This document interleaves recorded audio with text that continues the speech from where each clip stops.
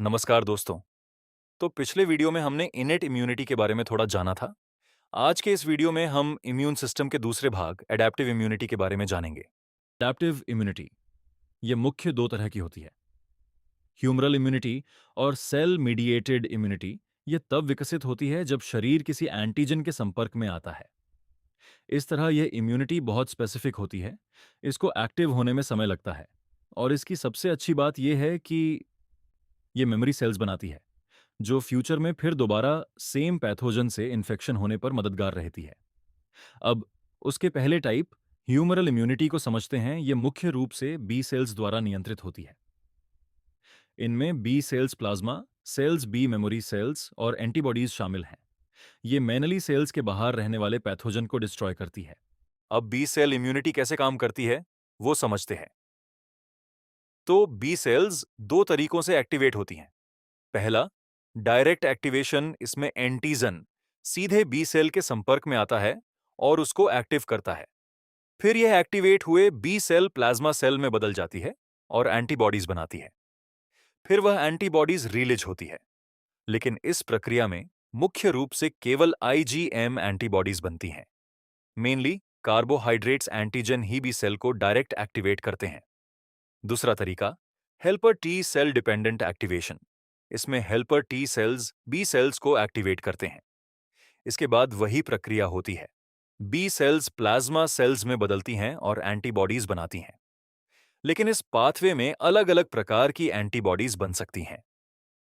Carbohydrates के अलावा सभी एंटीजेन हेल्पर टी सेल की मदद से ही बी सेल को एक्टिव करते हैं।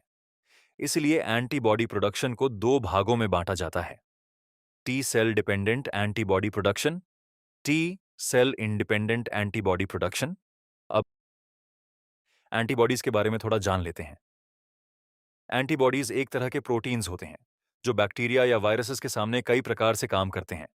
उसके कई प्रकार होते हैं, जैसे कि IgG, IgE, IgD, IgM, IgA. लेकिन उनमें से दो महत्वपूर्ण हैं। पहला, आईजीएम। उसकी विशेषताएं हैं कि प्राइमरी इम्यून रिस्पॉन्स, मतलब पहली बार शरीर को इन्फेक्शन होने पर यह एंटीबॉडीज ज्यादा बनता है। ये एंटीबॉडी के पास एंटीजन के लिए 10 बाइंडिंग साइट है, जिससे उसकी एविडिटी ज्यादा है, मतलब ज्यादा एंटीजन के साथ इंटरैक्ट कर सकता है। पर यह कुछ हफ्तों तक ही रहता है, जिससे यह लॉन्ग टर्म प्रोटेक्शन नहीं देता। दूसरा है आईजीजी। ये पहली बार इन्फेक्शन होने के काफी समय बाद बनता। उसकी विशेषताएं हैं कि सेकेंडरी इम्यून रिस्पॉन्स, मतलब दूसरी बार शरीर को इन्फेक्शन होने पर यह एंटीबॉडीज ज्यादा बनता है। ये एंटीबॉडी के पास एंटीजन के लिए दो ही बाइंडिंग साइट है, इसलिए इसकी एविडिटी कम है, क्योंकि यह एक साथ दो ही एंटीजन के साथ इंटरैक्ट कर सकता है। लेकिन इसकी एफिनिटी ज्यादा है, मतलब ये जिस भी एंटीजन के साथ बाइंड होता है वह स्ट्रांगली बाइंड होता है और यह महीनों से सालों तक रहता है, जिससे यह लॉन्ग टर्म प्रोटेक्शन देता है। तो ये एंटीबॉडी के बारे में थोड़ी जानकारी है।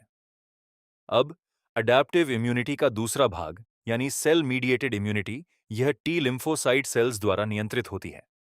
इनमें एक, helper T sales 2, cytotoxic T cells 3, memory T cells शामिल हैं। अब समझते हैं कि टी सेल्स कैसे काम करती हैं। सबसे पहले हेल्पर टी सेल्स का बी सेल्स को एक्टिवेट करना। जैसा हमने पहले देखा, बी सेल्स का एक्टिवेट होने का एक तरीका हेल्पर टी सेल्स भी है। जब antigen presenting sales helper T cells को एंटीजन प्रस्तुत करती है, तब हेल्पर टी सेल्स एक्टिवेट हो जाती है। इसके बाद ये activated helper T sales cytokines छोड़ती हैं, जो बी सेल्स को एक्टिवेट करती हैं। दूसरा, isotype switching. Helper T sales IgM के अलावा अन्य एंटीबॉडीज के प्रोडक्शन में भी मदद करती हैं। इसके लिए helper T cell specific receptors की हेल्प से बी सेल्स से जुड़ती है, जो उसको एंटीबॉडीज की क्लास बदलने में मदद करती हैं, यानी आईजीएम एंटीबॉडी से अन्य एंटीबॉडीज में परिवर्तन। तीसरा है मेमोरी सेल्स का निर्माण।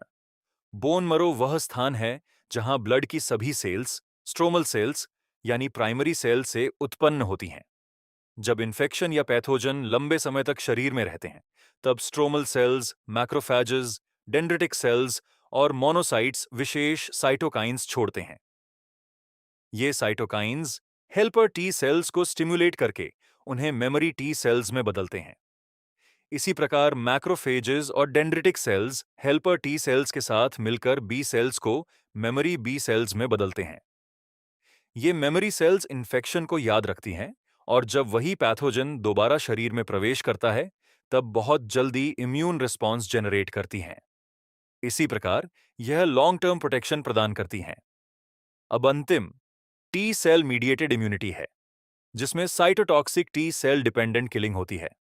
साइटोटॉक्सिक टी सेल को भी पहली बार हेल्पर टी सेल ही एक्टिव करता है। अब देखो, यह एक सामान्य सेल है। जब कोई पैथोजन इस सेल को इन्फेक्ट करता है, तब सेल सरफेस के रिसेप्टर्स बदल जाते हैं, जिन्हें साइटोटॉक्सिक टी सेल्स पहचान लेती हैं। इसके बाद साइटोटॉक्सिक टी सेल्स इस सेल से जुड़कर उसमें टॉक्सिक एंजाइम्स छोड़ती हैं, जो इन्फेक्टेड सेल और पैथोजन दोनों को नष्ट कर देती हैं। ये मेनली सेल के अंदर रहने वाले पैथोजन के सामने काम करती है। तो ये हमारे शरीर के इम्यून सिस्टम कैसे काम करता है, उसकी बेसिक जानकारी है। तो अब अगले वीडियो में हम वैक्सीनेशन के बारे में जानेंगे। हम समझेंगे कि वैक्सीन हमारे शरीर में इम्यूनिटी कैसे विकसित करती है, अलग-अलग प्रकार की वैक्सीन कौन सी हैं और कौन-कौन से फैक्टर इम्यूनिटी बनाने में अफेक्ट करते हैं। अगर आपको यह वीडियो पसंद आया हो, तो वीडियो को लाइक करें। आपका कोई सवाल हो तो कमेंट करें, अपने दोस्तों और परिवार के साथ शेयर करें और चैनल को सब्सक्राइब करना न भूलें। मिलते हैं अगले वीडियो में। Thank you.